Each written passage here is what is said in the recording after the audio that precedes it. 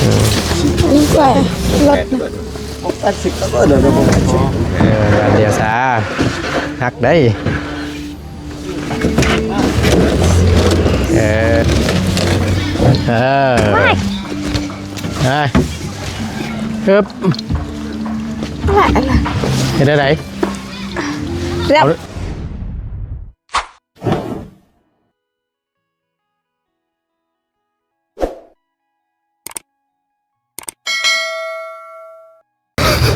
ยิ้มเป็นเดียวใช้เข้าใจแล้วสร้างเพื่อนเน็ตเข้าใจแล้วน้องสบายดี สบายดีก็ห้องน้ำได้จังมือแล้วเพิ่นมาดำเนินการ2 มื้อ2 มื้อแหละหวยคือไหวเถยเมื่อวานนี้กับมื้อนี้แต่ว่าเมื่อวานนี้เห็นแบบฝนตกน้ำแน่แล้วก็ดินบล็อกเขาจะมาส่งแบบตอนแรงนะประมาณเห็นไหมเลยก็เลยไปบ่ได้แม่นบอกโดยมาพี่น้องเอ้ยไปเบิ่งก่อนจ้างเพิ่นเฮ็ดไปฮอดใจได้แล้วเนาะป้าไปเบิ่งพุ่นปานย่างไปเบิ่งก่อนจังหน่อยนึงผู้ดีทางบ่ตูนก็ได้ประสานงานกับทางบ่าวเสียงเนาะโดยที่ได้กว่าสิก็ขึ้นมาตั้งแต่เมื่อวานนี่แหละแต่ว่ามาฮอดช่วงค่ำเดี๋ยวผู้ดียันว่าสร้างเพิ่นรอท่าแล้วก็เลยเอ้าบ่าวเสียงสั่งก่อนก็ได้ว่ะบ่เป็นหยังว่ะผู้ดีทางบ่ตูนก็ได้ลำเลียงบงกบและบานประตูมาให้พี่น้องเพื่อเป็นการบ่เสียเวลาเนาะถือว่าไว้อยู่ดีเนาะโธ่จักคนนี่3 คนบ่สบายดีเด้อสบายดีฝนตกนำเด้นะอันนี้เนาะเดี๋ยวได้กันก่อนี่ฮะก็ได้ก่อมื้อนี้บ่อันห้องน้ำนี่เมื่อวานนี่ตั้งเสาเทคานบ่แม่นโอ้3 คนคนละผาเนาะใครอยู่มีแต่ผู้ช่างอยู่เด้มีแต่ผู้เป็นไว้อยู่หรอกนั่นคักปัญญังบาทนี่เนาะเฮ้ยแม่ตึงอยู่บาทนี่ชื่อว่าใหญ่แห้งเพราะว่าขันมีห้องนึงมีตัวห้องอาบนะกะสีใหญ่ๆในนิดนึงเนาะห้องท้ายนะเขาก็เอาไว้สำหรับ1ก็พอห้องท้ายหันประมาณ1.20 เมตรห้องท้ายป่ะโดยประมาณ1.20 เมตรโดยพอดีแล้วก็ประมาณห้องอาบน้ำประมาณ1.8 เมตรส่วนที่เหลือนะเป็นปล่อยเป็นห้องน้ำห้องอาบเลยโดย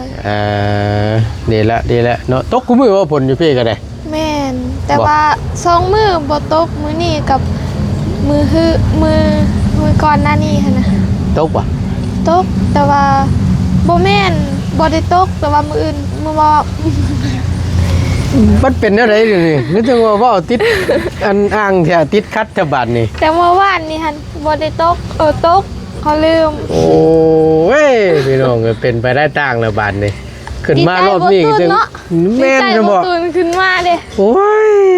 คือแท้ๆอะลิบ่เลยเนาะมาอีกมื้อนี้ก็จะว่าติดติดนางเว้าลงลืมบาดนี่โอ้ยเอาเนาะกะว่าง่ายๆ2-3 มื้อขึ้นหลังนี่บ่ตกโดยมามื้อ2 มื้อนี่มีผลลงแม่สิประมาณนี้โดยบ่ตูนเบิ่งเขาตักน้ำออกบักหลายๆเทื่อเลยน้ำมันบ่ออกน้ำมันบ่ออกหรือน้ำมันออกมันมาอีกแล้วบ่มันมาอีกแล้วแม่นเมื่อกี้นี่เขาตักเบิดเลยได้อันนี้นะแม่น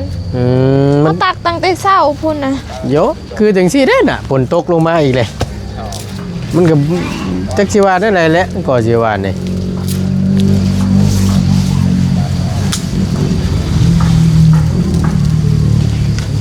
คือยากอลีแท้มันยากก็ดีแท้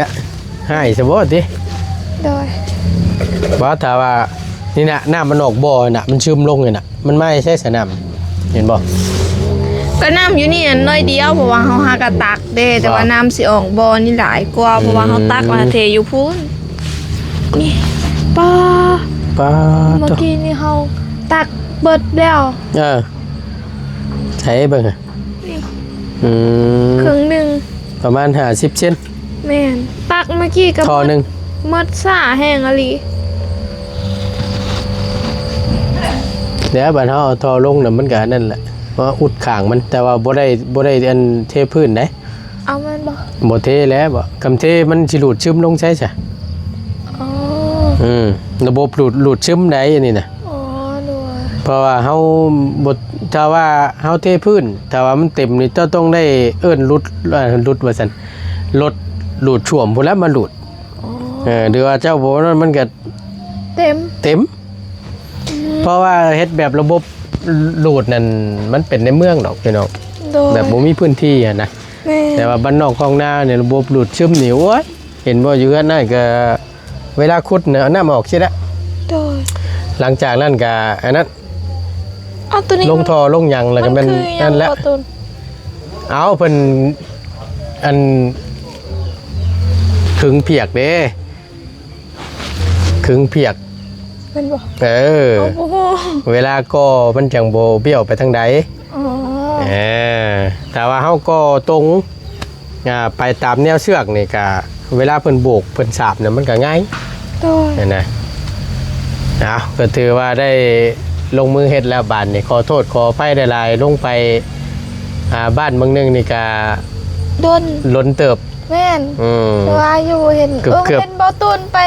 ซอยเขาเจ้าอ่ะ แม่นไปแจกเครื่องแจกของนั่นแหละเด็กก็เลยล้นแน่เนาะ อ๋อโดย ได้ขึ้นมาแล้วพี่น้องเอ้ยมาก็ว่าสิฮอดเมื่อวานนี่แหละมันค่ำพอดีฮอดช่วงค่ำๆแรง โดย ๆนั่นน่ะก็สิว่านี่ก็เลยเอาเป็นมื้อนี้ซะว่าเนาะ โดย พื้นก็ไทยเทเรียบร้อยเนาะ แม่น โอ้คักปัญญังบานนี่เอ้ย บานแล้ว เน้นหนาอึ้งตึงบานนี่ โดย ได้การเนาะ โดย ดีแล้วบล็อกนี่พออยู่บ่ให้สร้าง พออยู่ พอเนาะใครอยู่คำพอเพราะว่าขันน้ำอย่างแน่เอาในเมื่อมากินอิ่มแล้วว่ากินข้าวนะ แล้ว เรียบร้อยแล้วเนาะคำเรียบร้อยเพิ่มพลังมีเหือมีแห้งแล้วก็ขอเหือขอแห้งเน่ อันชื่อวงกบและบานประตูมาไว้ให้อยู่ท้ายรถผมโดยไปยกเอาแน่ บานหนึงนะให้หมอป๊อปซะผู้เดียวยกเอารถเอาอันนี้แหละ มันหนักดอกตุน บนนักระหว่างบงกับบานเจ้าจะเลือกเอาตัวไหน วง เอาบงบงกับบงเสียเลือกเอารถ สั่งเลย กาเกียมเตรียมไว้โอ้ยตายโอ้ยเกือบล่มเลย อ๋อ โอ้เกือบ เกือบได้ เตะชนไหม เกือบแคลหัก โอ้ยอย่าว่าแต่แขวเท่าน้องเลยไม่ใช่ฮักเบิดนั่นแหละไอ้วะบ่จักมันไม่บ่จักหยังแหละนี่แหละเอาลงรถ 2 วง70ปุ่น แม่นได้70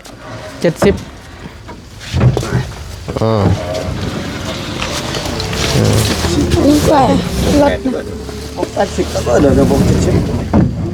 แต่7กับ8 แม่นบ่ อ้าวตัวนี้มันคืออย่างกระสอบเข้าอ่ะ เนี่ยเลยบ่เนี่ยรู้กันมาหน้าได้มา ไหนบ่ไปเนาะฟังเพลงไปแต่ม่วนได้บานนี่บรรยากาศมันได้เนาะ อย่างเลย อะไรประตูหนักไม่ประตู เอายกขึ้นก้อนน้ำเนาะยกประตูแล้วก็เปิดท้ายมันยังไงเปิดบัดนี้โอเควางลงบัดนี้แล้วก็จะได้ดึงนกสบายช่องเลยบ่ พอ บัดเดียวซาหักได้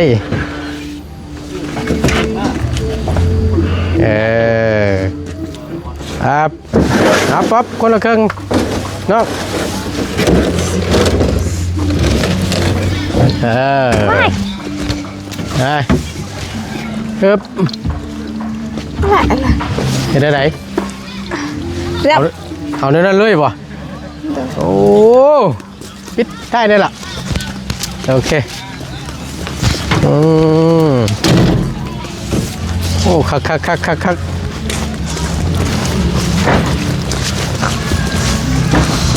ใช้ มื่นแทบบาทนี่เป็นได้เฮ้ย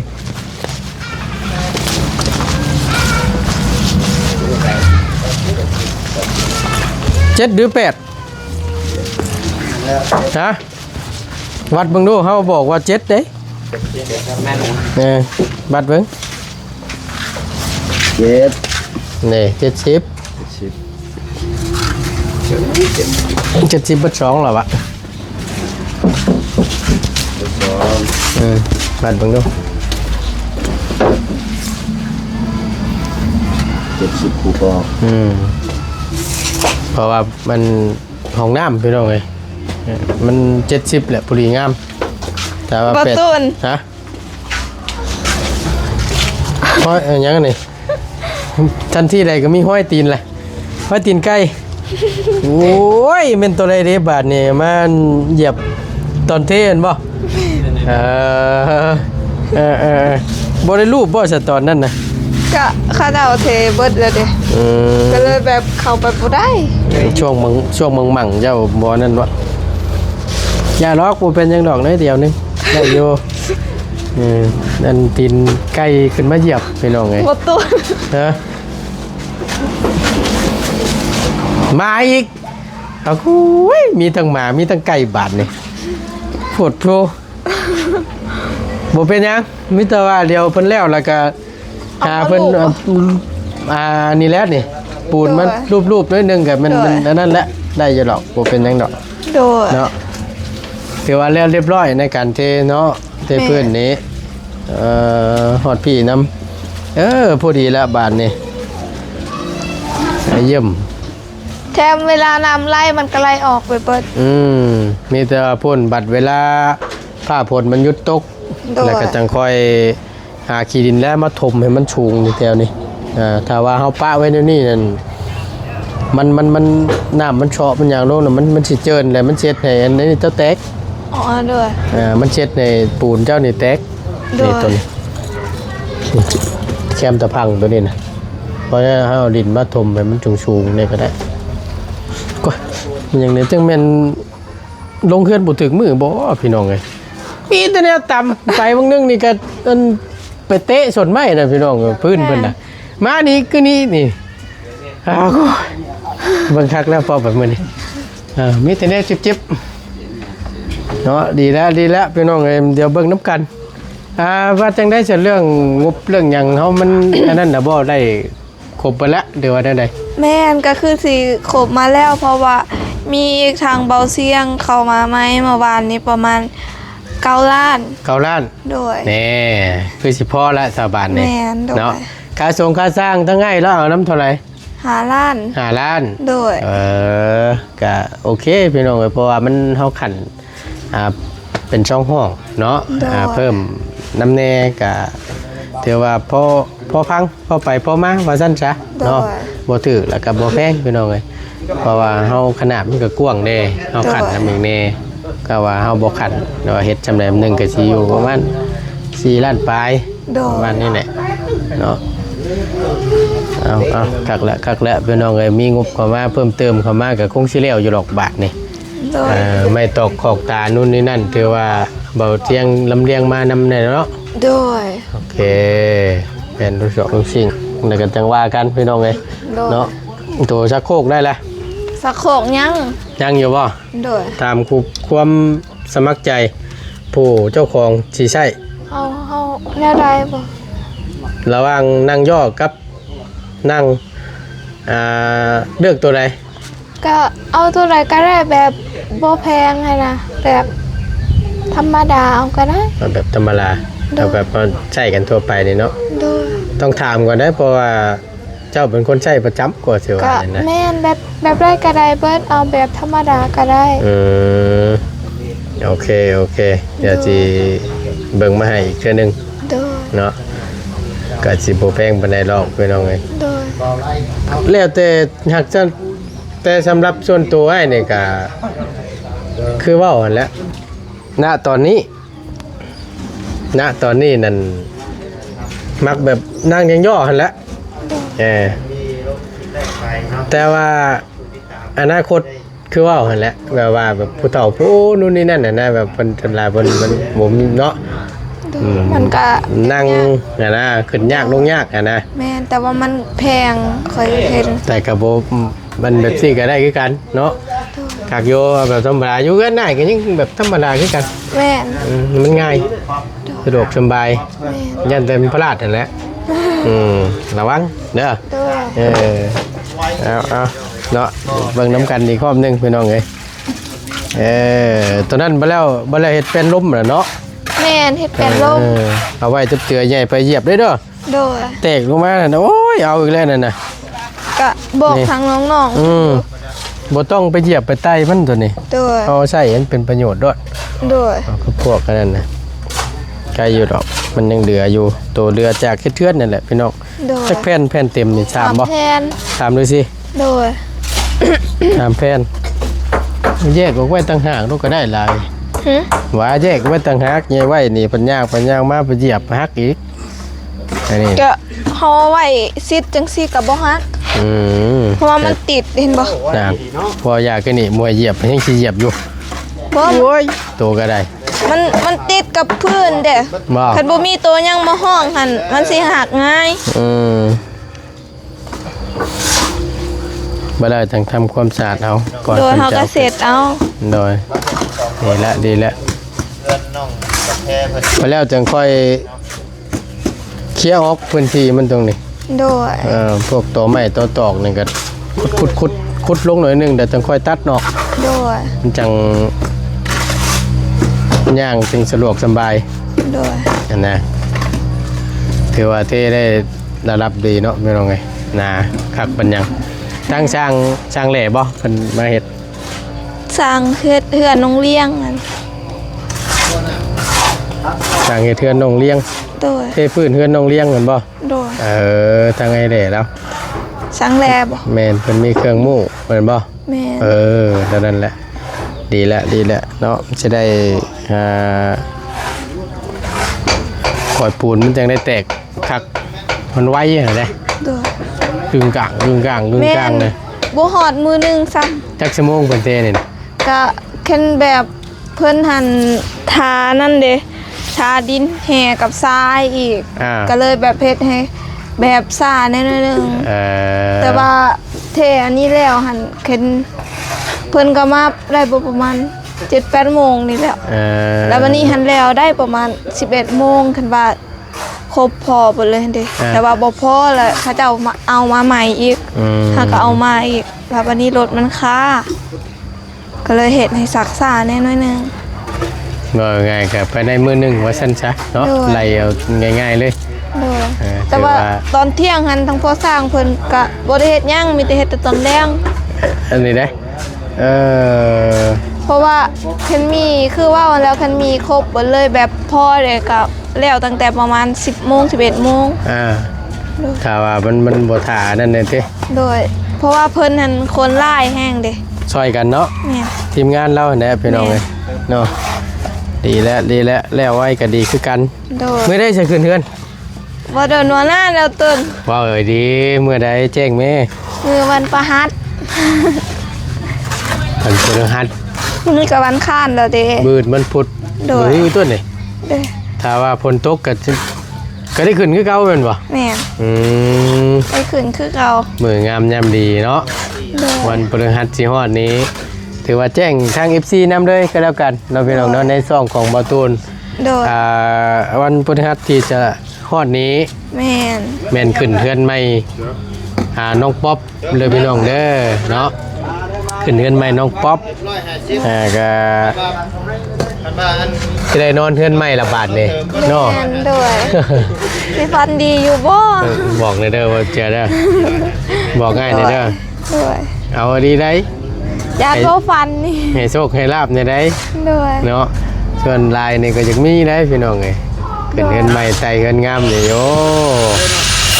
มีรถหลอกเจ้าที่เจ้าทางปกปักรักษาหั่นแหละ โดย คอยเบิ่งคอยแยงอยู่ให้โชคเลยส่วนลายดีแล้ววันอีก2 มื้อ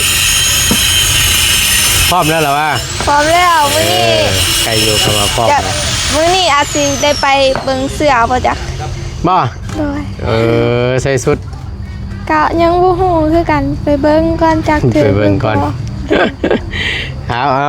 ดีแล้วเนาะ โดยเขาอยากใช้เสื้อใหม่คือกัน อยากใช้เสื้อไหม โดย ใส่ชุดอบผิวในรถเป็นหยังฟันตะบันนี่พี่น้องไง แม่ นะมาพูดพอดีละมาอันนี้พี่ก่อนจักหน่อย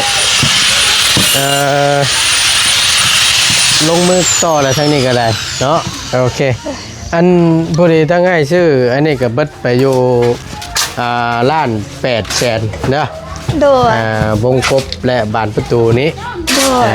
แจ้งให้ผู้น้ำกันเนาะ โดย ก็เป็นเงินทั้งง่ายๆใจดีเพิ่นนั่นแหละเนาะที่บ่ตุนมีงบถืออยู่ตอนที่บ่ตุนแจ้งนั่นแหละพี่น้องเอ้ยเนาะก็เป็นทั้งง่ายเพิ่นถือว่าเป็นงบก้อนแรกเลยเปิดสมทบเก็บของน้ำให้กับน้องคนนี้เนาะ โดย โอเคถือว่าได้จัดแจงมาให้ครบแล้วแล้วก็ยัง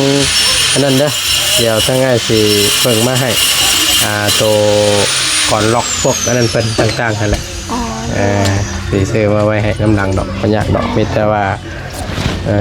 เบิดพี่น้องโอ้ยเนาะดีแต่ว่ามันบ่ตกแห้งฝนก็ได้เนาะฝนตกแห้งหนึ่งพอแห้งได้สิยากอีกแหละ โดย เนาะเกิดโอ้ย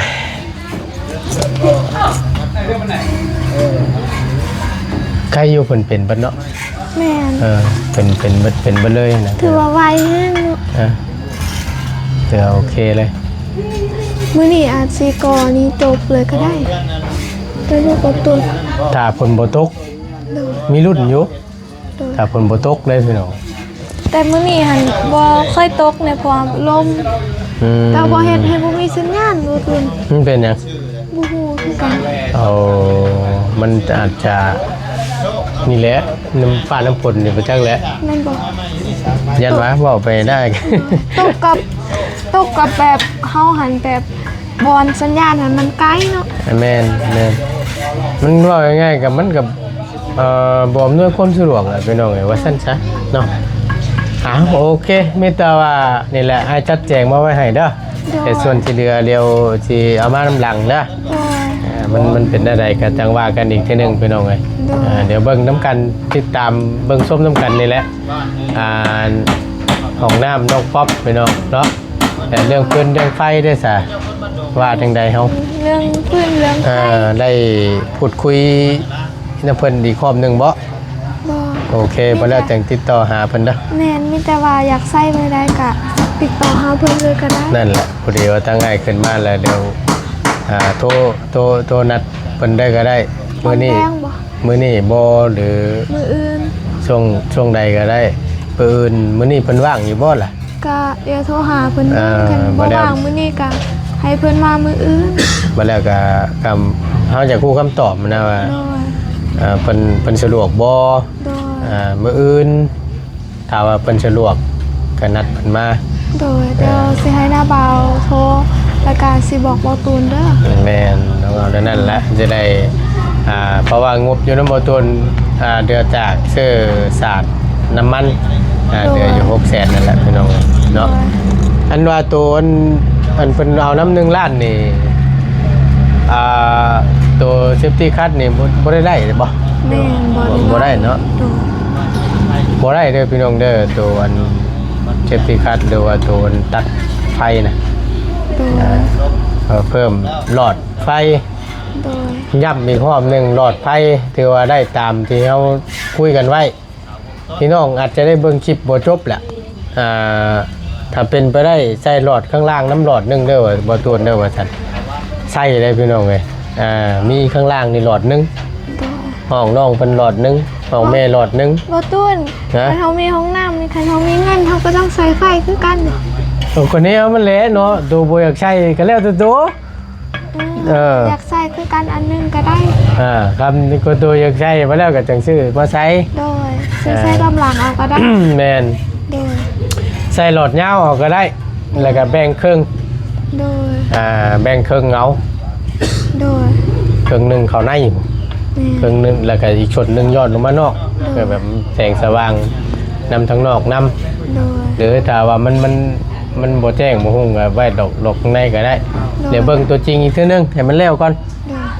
เพราะว่ามันมีไฟหลอดตารางนะมันช่องมันสาดมันสิแจ้งเบิดแหละแถวนี้ได้ครบอยู่พี่น้องเอ้ยทั้งเบิด5หลอด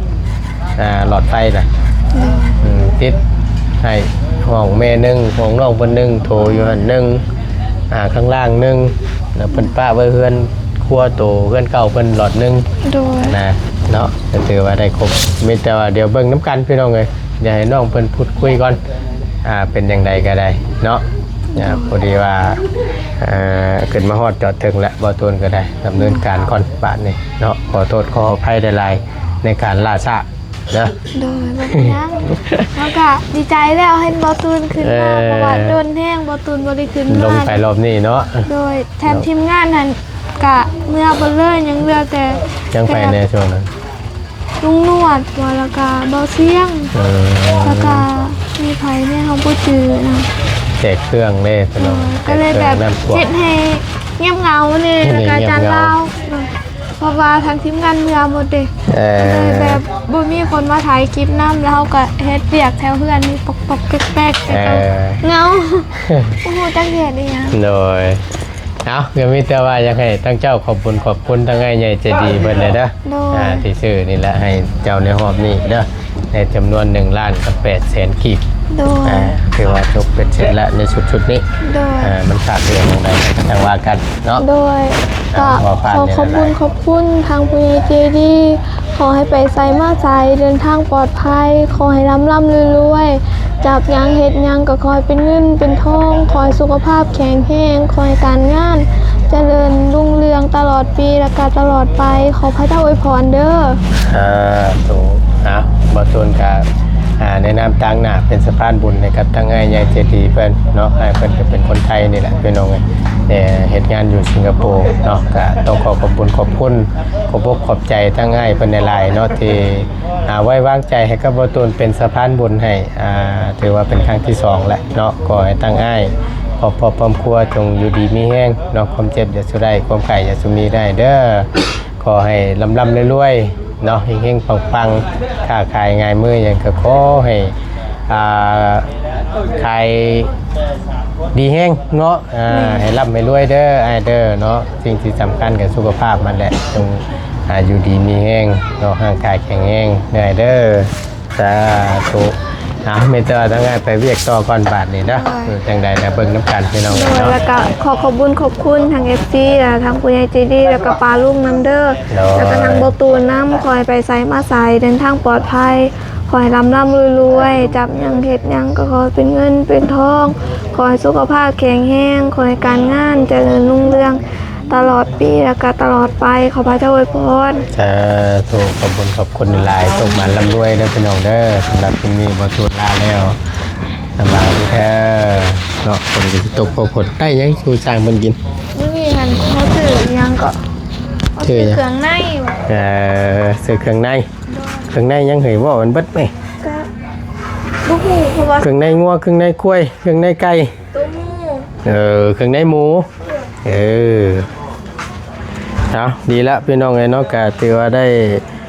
มาครบเป็นที่เรียบร้อยเนาะโอเคพี่น้องเลยไปมาตูนลำลาละอยู่ดีแม่งสบายดีเด้อพี่น้องเด้อ